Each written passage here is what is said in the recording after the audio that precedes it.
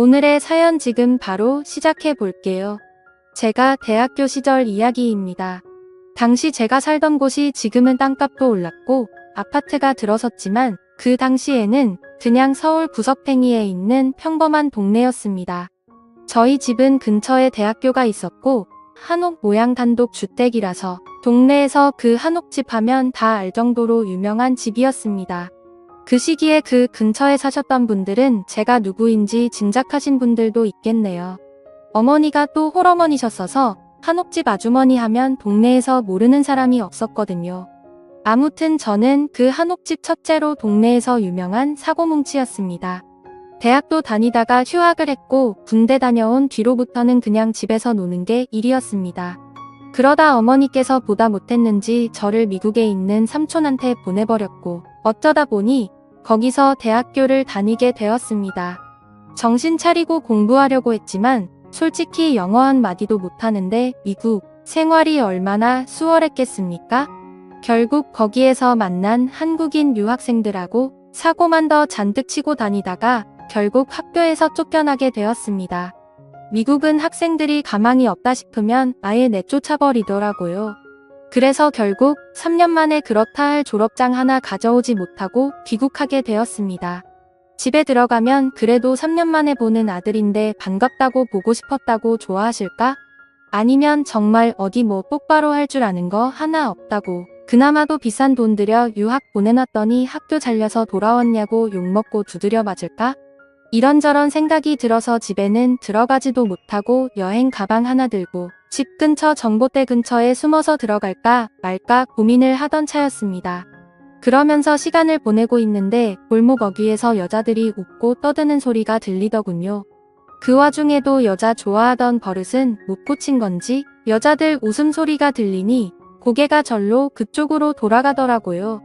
딱 봐도 근처에 있던 대학교를 다니는 여대생들로 보이는 무리였습니다. 그 중에서도 단연 돋보이는 미모를 가지고 키도 가장 커서 모델 같아 보이는 여자와 눈을 딱 마주치게 되었어요. 그런데 그녀 눈에는 제가 얼마나 수상해 보였겠습니까? 전봇대 근처에 여행 가방 하나 들고 서 있고 안잘부잘 못하고 있던 모습이었을 테니 그녀가 저에게 의심을 가질 만했지요. 그녀의 눈초리는 아랑곳하지 않고 그녀 말고도 그녀 주변에 있는 여자들이 상태가 어떤지 한 명씩 싹 다 쳐다봤습니다. 그 대학교가 주변에서는 물이 좋기로 소문이 나 있을 정도였는데 진짜 그 말이 틀린 거 하나 없다는 생각이 들더라고요. 그런데 얼마 안 있어서 저를 찾아온 한 사람, 경찰이었습니다. 그 아까 저를 쳐다봤다는 그 여자가 수상한 남자가 집 앞에서 얼쩡된다고 해서 신고를 했다더군요. 이대로 가다간 체포되겠다 싶어서 그게 아니라고 이 집이 우리 집이라고 자초지종을 설명했어요. 나 이 집 아들이라고 이야기하니 경찰이 처음에는 안 믿어서 결국 현관문 초인종을 눌렀지만 어머니는 일 나가서 집에 안 계시던 상황이었고 저는 결국 경찰서에 끌려가게 되었습니다. 그래도 어머니가 동네에서 유명한 분이시다 보니 제가 경찰서 가서 겨우 설명을 해서 어머니가 결국 저를 데리러 왔습니다. 그리고 미국에서 학교 잘리게 되었다는 그런 자초지종을 듣고 거기서부터 집까지 오는데 정말 신이 나게 두드려 맞았네요. 집에 가서도 엄청나게 혼났습니다.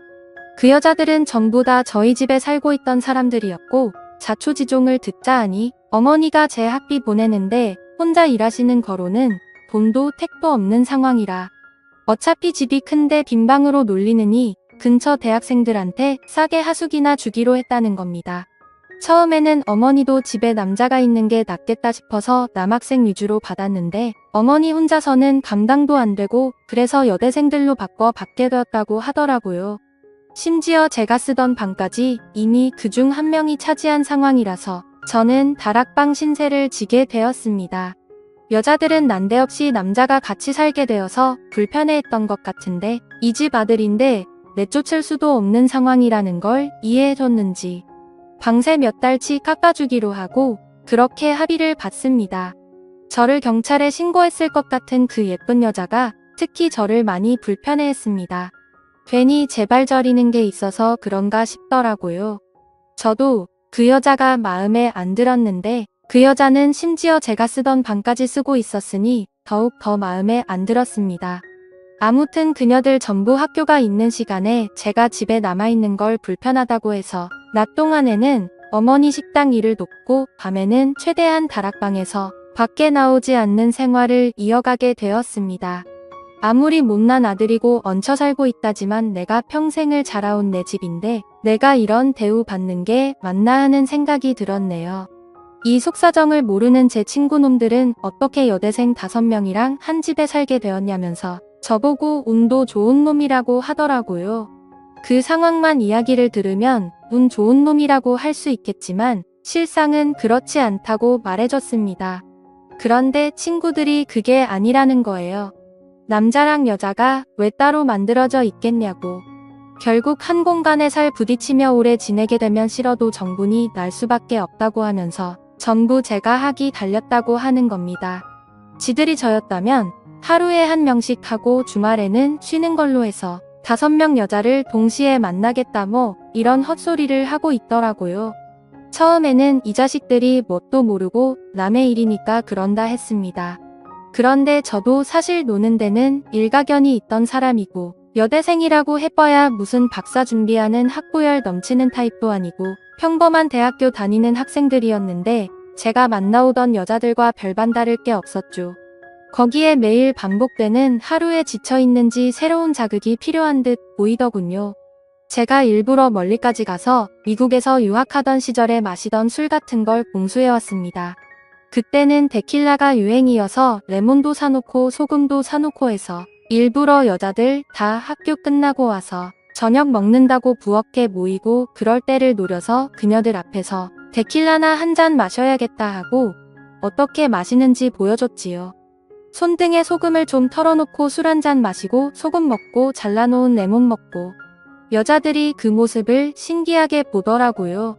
그러니 여자들이 자기도 한번 마셔봐도 되냐고 자기도 마셔보겠다고 하면서 저한테 친한 척을 하더라고요.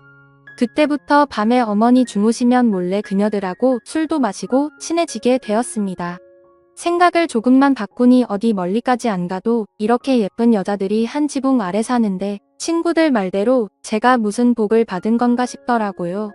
저에 대한 경계심이 조금 흘러지고 나니 뭐 의자가 뻑뻑하다 서랍이 잘 안 열린다 하면서 사소한 것도 저보고 해달라고 하면서 저를 방으로 끌어들이니 친구들 말대로 하루에 1명씩 돌아가면서 하고 주말엔 쉴 수 있겠다 하는 생각도 들었습니다. 애인이 동시에 4명이 생긴 것 같았어요. 그중 도무지 가까워질 수 없는 사람이 있었으니 그게 바로 그 중에서도 단연 가장 예쁘고 도도한 저를 경찰에 신고해버렸던 그녀였습니다. 사실 아쉬울 건 없었어요. 굳이 그녀가 아니더라도 다른 사람하고 이틀을 하면 되는 거 아닌가 싶었고 남은 4명도 그녀에 비해서 조금 덜 예쁘다 뿐이지 어디 가서 미모가 빠지는 사람들은 아니었거든요. 그런데 제가 그녀들하고 이렇게 번갈아 가면서 놀아나고 있는 가운데 그녀는 저를 마치 쓰레기 보듯이 콧방귀를 뀌는 모습을 보니까 그때부터는 오기가 생기기 시작했습니다. 어떻게든 그녀를 한번 넘어뜨려 보고 싶어서 말이지요. 제가 지내던 다락방이 사실은 제가 쓰던 방, 그러니까 지금 그녀가 지내는 방하고 이어져 있는 구조입니다. 계단 출입구가 지금은 어머니 방 쪽으로 새로 나 있긴 하지만 하숙집으로 개조하는 과정에서 방 하나 더 어떻게 해보겠다고 억지로 개조를 하셨던 겁니다. 그런데 누가 같은 돈 내고 여름엔 덥고 습하고 겨울엔 추운 다락에서 지내고 싶어 하겠습니까? 그래서 그냥 창고처럼 쓰고 있다가 제가 거기서 지내게 된 거죠. 그녀 쪽에서 통하는 문은 다락방 안쪽에서 막아놓기는 했지만 대충 경첩을 걸어놓은 거라서 쉽게 뜯어낼 수 있었습니다. 낮은 계단을 통해 그녀 방 쪽으로 나 있는 문을 여니 그 문과 계단 쪽을 해서 그녀가 옷장처럼 쓰고 있더군요. 조심조심 지나와서 그녀의 방 안에 들어갔습니다. 적을 알고 나를 알자는 생각이었지요. 그녀에 대해 제가 조금 더 잘 알게 된다면 그녀를 더 쉽게 꼬셔낼 수 있지 않겠나 하는 생각이었습니다. 제 방의 흔적은 그대로인데 제가 쓰던 책상과 침대도 그대로인데 방 안에 있는 소품들의 종류나 위치만 살짝 바꿔도 남자 방에서 여자 방이 되는 건 순식간이더군요. 향기도 괜히 좋은 향기가 나는 것 같더라고요. 그 중에서도 가장 예쁜 그녀였어서 그런가 점점 그녀를 향한 제 마음이 커져가기 시작했습니다. 다른 여자들한테 느끼던 그런 감정이 아니라 그녀와는 연애까지 해보고 싶더라고요.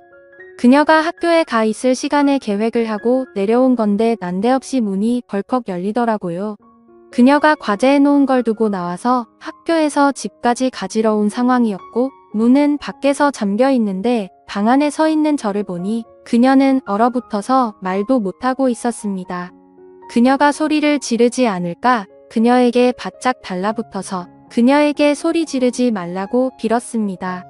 이미 그녀 때문에 경찰서도 한 번 다녀왔는데 이번에는 경찰서 다녀오는 걸로는 끝나지 않겠다는 생각에 두근두근 했습니다. 그런데 어이가 없는 게 오히려 그녀는 이런 스릴 있는 상황을 즐기더라고요. 오히려 그녀는 저의 이런 행동에 더 강한 매력을 느꼈던 것 같습니다. 상황이 주는 스릴감 같은 게 있잖아요. 그 후로 그녀는 정말 두 눈에 보이는 게 없는 것 같았습니다. 어찌 보면 그동안 술 한잔 같이 먹이며 잠깐씩 시간을 즐기던 같이 사는 그녀들은 정말 아무것도 아니었어요. 누구보다 강렬하게 그 순간의 시간을 보내고 나서 그녀와 사랑에 빠지게 되었습니다. 그녀는 이런 위험천만한 연애를 하고 싶었다고 하더군요. 유치원 선생님이 장래 희망인 여자의 또 다른 면모를 본 것 같았습니다. 오히려 제가 그녀 방에 문을 뚫고 쳐들어온 게 그녀한테는 더 자극적이고 새로운 충격이었던 거였어요. 하지만 그녀는 한 발 더 나아가서 같이 사는 사람들한테는 우리 사이가 아직도 서로 쌀쌀 맞은 상황인 걸 유지했으면 좋겠다고 제안을 하더라고요. 어차피 다락방의 통로를 통해서 방 안에 드나드는 건 자유자재였으니 밖에서는 앙숙인 척하고 밤만 되면 신혼부부나 다름이 없었습니다. 그녀와는 그렇게 1년을 더 지냈습니다. 그녀가 학교를 졸업하게 되면서 하숙집을 떠나게 되었는데 그때서야 그녀는 그동안 숨겨왔던 마음을 고백해왔어요. 졸업 후에도 계속 만나고 싶다고 하면서 말이죠. 그래서 그때는 비밀스러운 만남을 유지하면서 사실은 서로 앙숙처럼 행동하던 관계였는데 지금은 상황이 비슷하지만 다릅니다. 그때로부터 15년이 지난 지금 그녀는 제 아내가 되었거든요. 지금도 앙숙 같은 관계는 여전하지만 우리가 부부라는 걸 사람들이 다 알고 있으니 말이지요. 오늘의 사연은 여기까지네요. 긴 사연 끝까지 들어주셔서 감사합니다.